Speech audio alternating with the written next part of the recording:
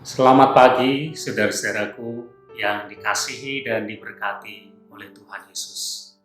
Sungguh besar kasih setia Tuhan yang Tuhan nyatakan setiap hari kepada kita.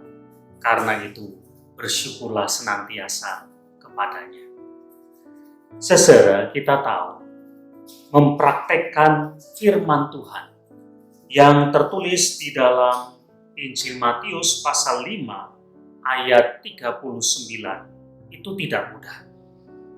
Firman Tuhan berkata, "Tetapi aku berkata kepadamu, janganlah kamu melawan orang yang berbuat jahat kepadamu, melainkan siapa yang menampar pipi kananmu, berikan juga kepadanya pipi kirimu." Sungguh tidak mudah tentu saja mempraktekkan firman Tuhan ini. Ketika kita disakiti, ketika kita dihina, ketika kita dikecewakan, ketika kita disinggung, ketika kita direndahkan, ketika kita menerima perlakuan yang jahat, ada kecenderungan pada diri kita untuk membalas kepada orang yang telah melakukan hal itu dengan balasan yang setimpal, yang seimbang, supaya impas, atau bahkan karena dia yang lebih dulu melakukan itu kepada kita, kalau perlu saya melakukan yang lebih jahat, yang lebih buruk sebagai sebuah balasan kepada dia. Saudara, memang tidak mudah melakukan firman Tuhan ini, karena kita punya kecenderungan untuk membalas. Tetapi itulah yang diajarkan oleh dunia. Namun yang Tuhan ajarkan kepada kita tidak seperti itu. Yang Tuhan ajarkan adalah membalas kejahatan dengan kebaikan. Membalas kejahatan dengan kasih.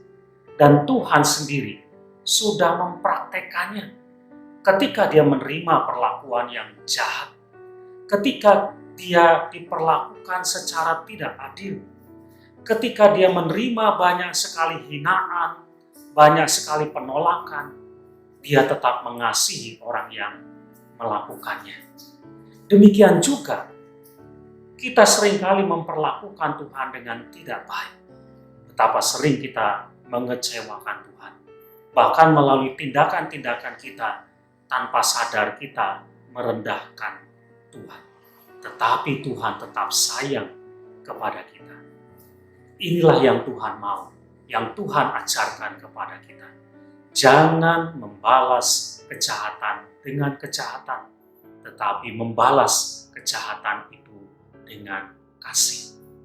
Kalau firman Tuhan ini sulit dan kita merasa tidak mampu untuk melakukannya, berdoalah, mintalah pertolongan kepada Tuhan, supaya Ia memampukan kita untuk dapat mempraktekkan kasih, bahkan terhadap orang-orang yang telah berbuat jahat kepada kita.